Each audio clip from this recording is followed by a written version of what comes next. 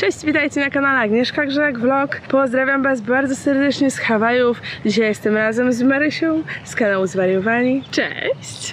I zrobimy dla was Q&A połączone z mukbangiem i kogutami. Zapraszamy. Ale najpierw musimy kupić coś do jedzenia, a więc zmierzamy teraz w stronę uliczki, przy której jest większość właśnie takich jedzeniowych knajpek. Zgarniemy coś pysznego i usiądziemy w jakimś fajnym miejscu.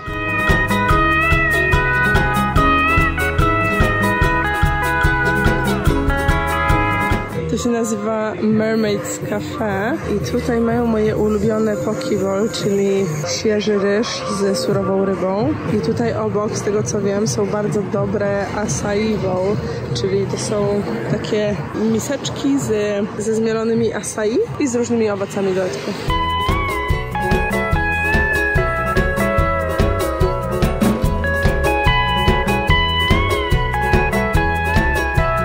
Stąd weźmiemy sobie acai bowl.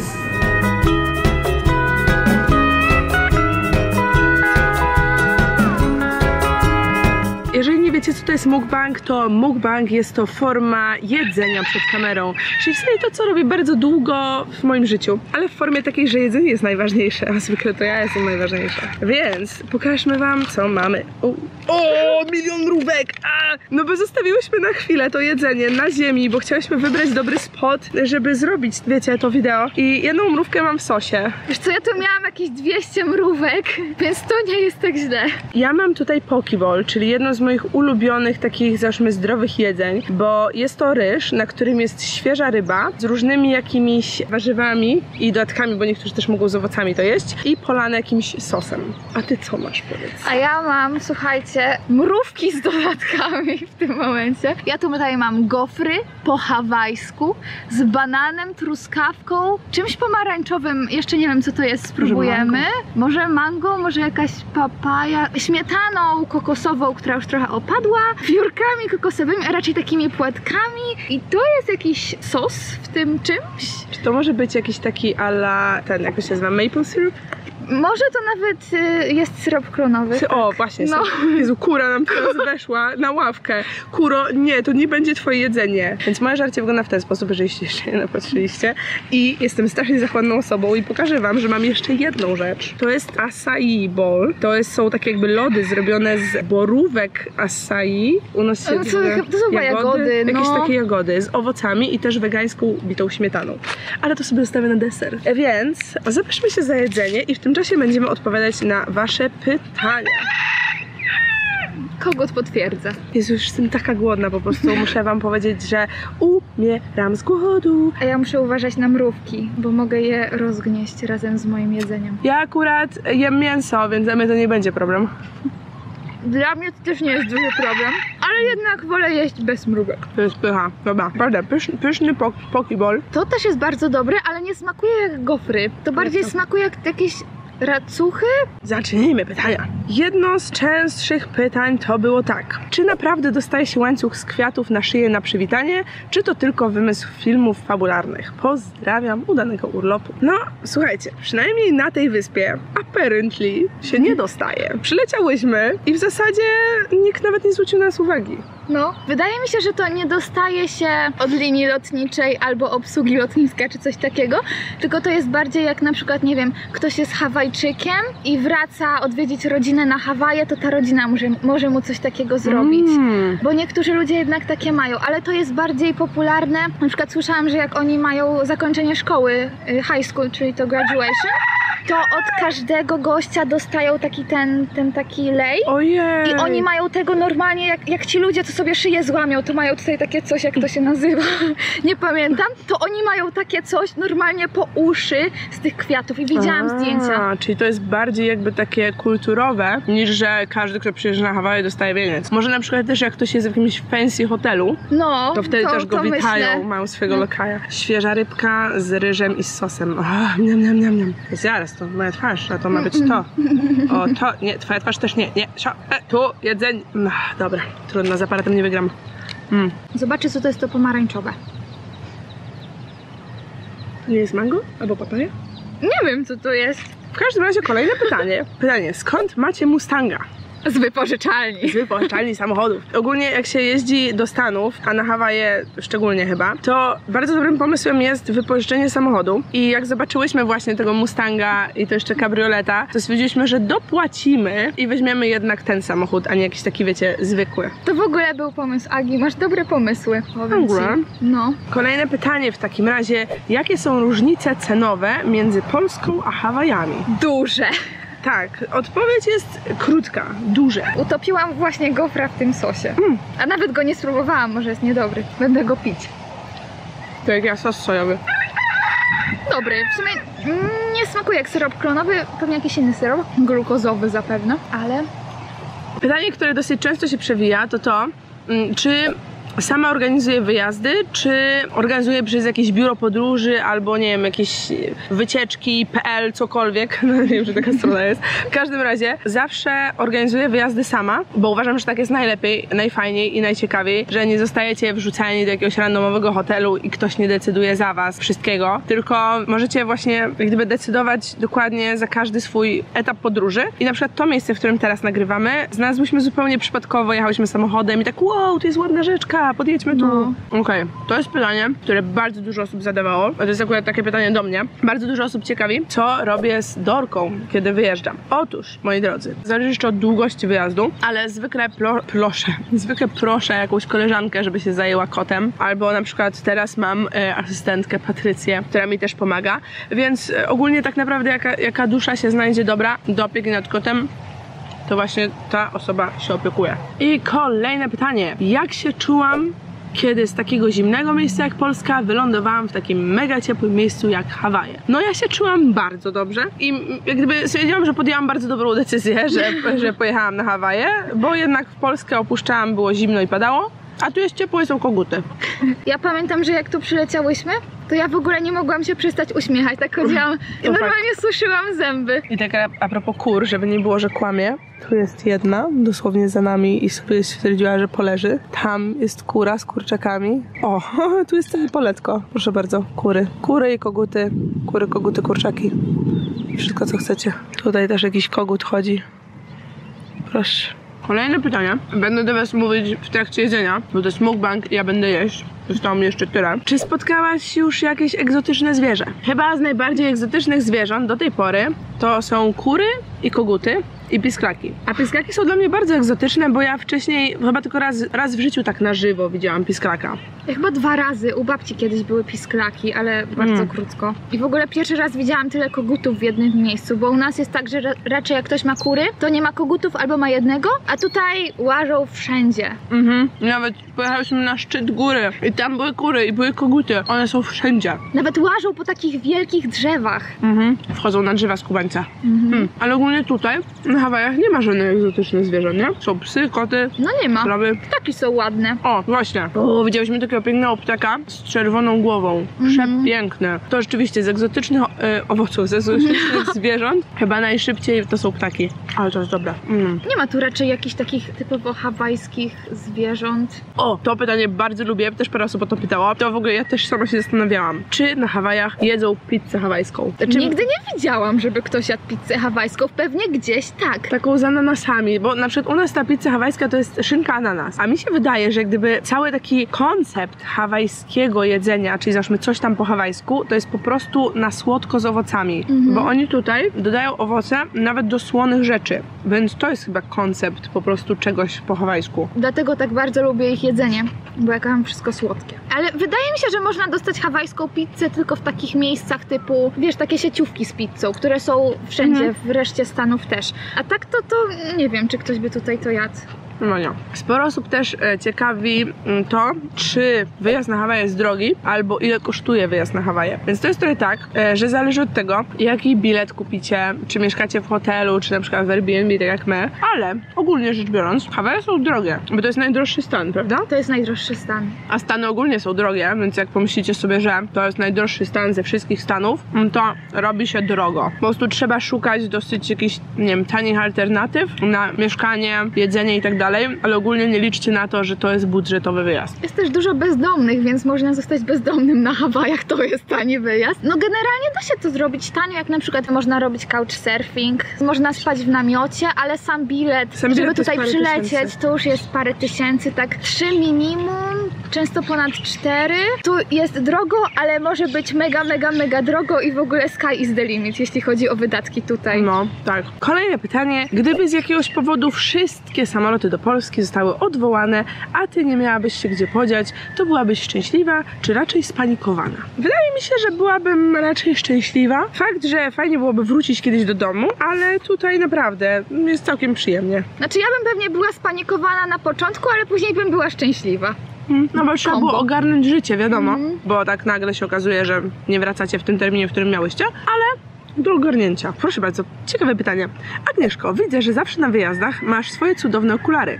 Jak o nie dbasz, że towarzyszą ci już tak długo?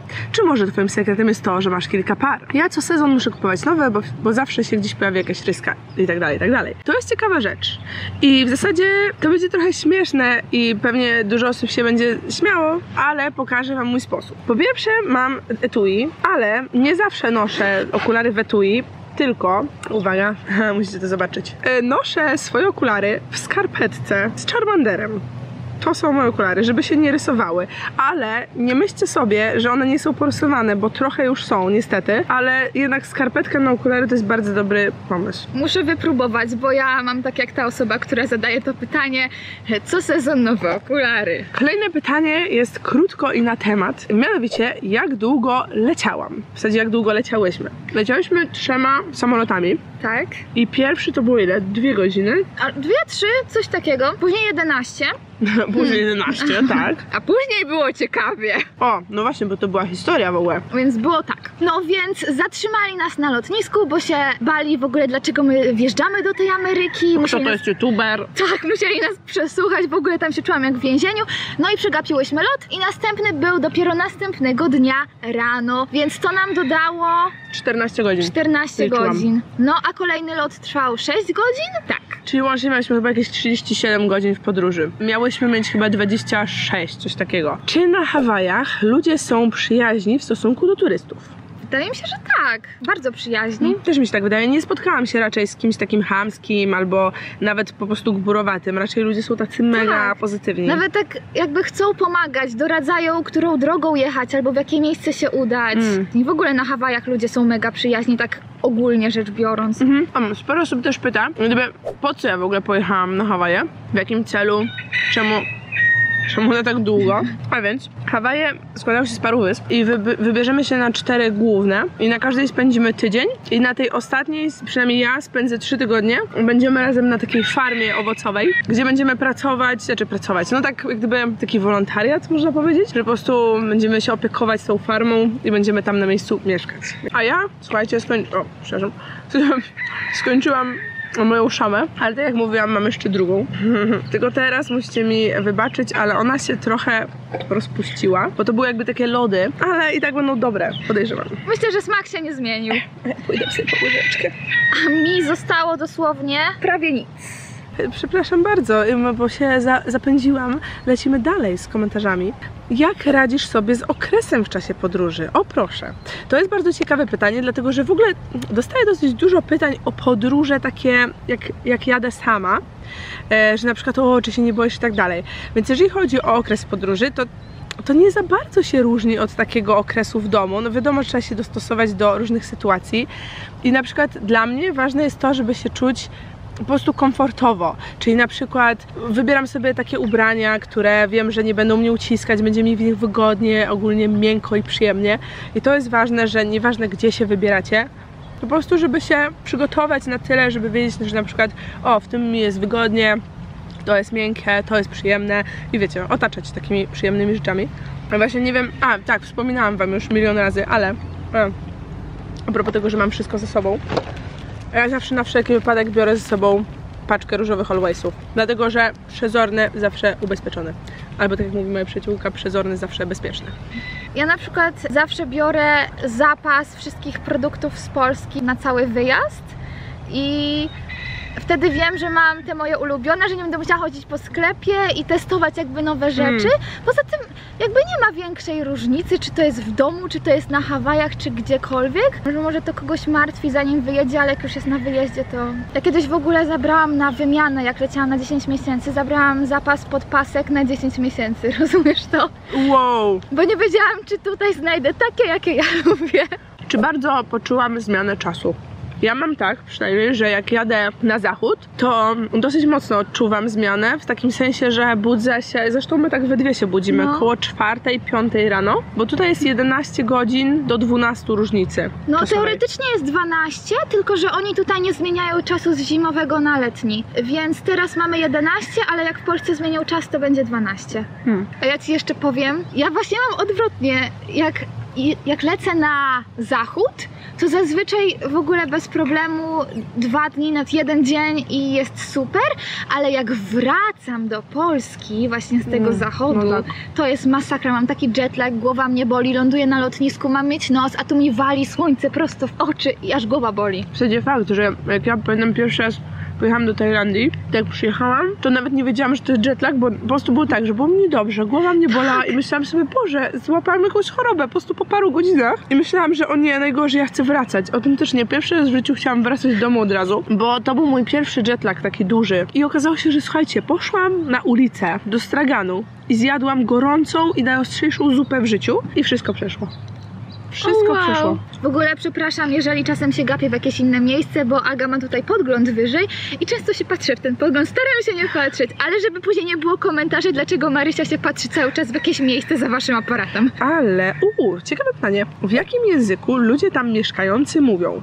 Dziwnie sformułowane, ale rozumiem. Po angielsku większość z nich, bo większość ludzi jest przyjezdna. Rodowitych Hawajczyków też jest trochę, ale to już są bardziej takie pokolenia już wymieszane, tak żeby ktoś był 100% hawajski, to się rzadko zdarza, więc też mówią po angielsku. W szkole mówi się po angielsku i tak dalej, ale jest jeszcze bardzo malutka garstka ludzi, którzy mówią po hawajsku jako ich pierwszym języku.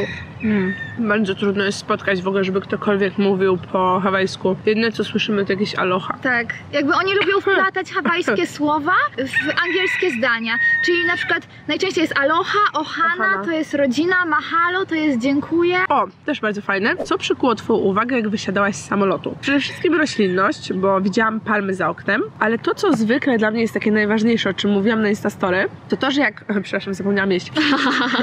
To że jak wysiadam z samolotu, to pierwsze jakieś takie powietrze. Czyli jak wdycham powietrze, to czy jest ciepłe, czy jest zimne, jaki ma zapach. To jest dla mnie mega takie ciekawe. Dla mnie powietrze na Hawajach ma taki specyficzny zapach, więc zaraz jak przyjechałyśmy, to ja tak, o patrz na ten widok, o patrz na te palmy, to powietrze. I powietrze naprawdę jest takie, że macie ochotę nim oddychać, po prostu. Jakie są różnice kulturowe między Polską a Hawajami? Same różnice. Jeżeli miałam wymienić wszystkie, to powiem, że są same. Tutaj ludzie są zupełnie inni, ale to też oni są bardziej amerykańscy. Tak, są bardzo amerykańscy, ale też wydaje mi się, że są pozbawieni tych niektórych rzeczy, które mnie denerwują w Amerykanach. Mam wrażenie, że tak, że zdrowiej jedzą, że są milsi, tak autentycznie mili, bo Amerykanie są czasem tak fejkowo mili i są tacy bardziej wyluzowani. Ale zwykle tak jest właśnie w ciepłych miejscach, że ludzie są tacy bardziej, że się nie śpieszą, że nie ma problemu, że coś tam. Kolejne pytanie o pizzę hawajską. Czy jadłam pizzę hawajską? Nie jadłam, bo nie lubię. A ja kocham, tak, to jest moja ulubiona pizza. Tylko zawsze biorę bez szynki. Aha, czyli po prostu masz pizzę z ananasem. No dobrze, to w takim razie lecimy dalej. Czy przeszkadzają ci bardzo wysokie ceny wszystkiego? Trochę tak. Wolałabym, żeby Hawaje były taką Azją Ameryki Północnej, jeżeli ma to jakikolwiek sens. Bo Azja jest po prostu tańsza. Czy nie mówię tu o Japonii, Korei, ale taka Tajlandia, Kambodża. Fajnie by było, jakby to były takie ceny właśnie tropikalne. Wiecie, skoro mają tu kokosy, to czemu są takie drogie? Znaczy mi się też wydaje, że jakby tu było tanio, to miejsce wyglądało zupełnie inaczej. No, pewnie tak. Bo jednak te rzeczy kosztują dużo z tego powodu, że no to jednak jest Ameryka i generalnie cała ekonomia. Ta sama osoba pyta, czy taka praca jest przyjemniejsza, niż gdyby była w Polsce? Tak. Odpowiedź jest bardzo prosta, dlatego że jeżeli mam wykonać tą samą pracę w warunkach takich, że patrzę na palmy, na czyste niebieskie niebo i jest 25 stopni, to tak. Tak. Czy przeszkadza mi deszcz? na Hawajach, odkąd tu jesteśmy, to w zasadzie pada codziennie. To zawsze pada codziennie. Ale nie jest to takie denerwujące, dlatego że jak pada, to tak krótko. I tęcze są wtedy wszędzie. Tak. W zasadzie tylko raz był taki deszcz, jak wracałyśmy wtedy w nocy i był taki deszcz, że aż rzeka zaczęła płynąć chodnikiem. I ja nic nie widziałam, gdzie jadę, to było tak... No i nagle tak wszyscy jadą 10 na godzinę, bo nikt nie ogarnia wycieraczki, to chodzą szybciej niż w ogóle jesteś w stanie mrugać. Na maksa po prostu wycieraczki, bo tak. Ja w ogóle się dziwiłam, że to jest aż tak szybki tryb wycieraczek. Turbo. A propos tych tęcz, naprawdę codziennie przynajmniej jedną, ale chyba standardowo widzimy tak ze 2-3 dziennie. Wyobraźcie sobie, jak to jest piękne, po prostu ruszacie w drogę i tęcza, kończycie drogę tęcza, w środku drogi tęcza. Przepiękne. Poza tym nawet jak pada, to gdzieś tam widać niebieskie niebo, wiadomo, że za 5 minut pewnie już nie będzie padało. Taka bardzo zmienna pogoda. Ta sama osoba ma bardzo w ogóle ciekawe, fajne pytania.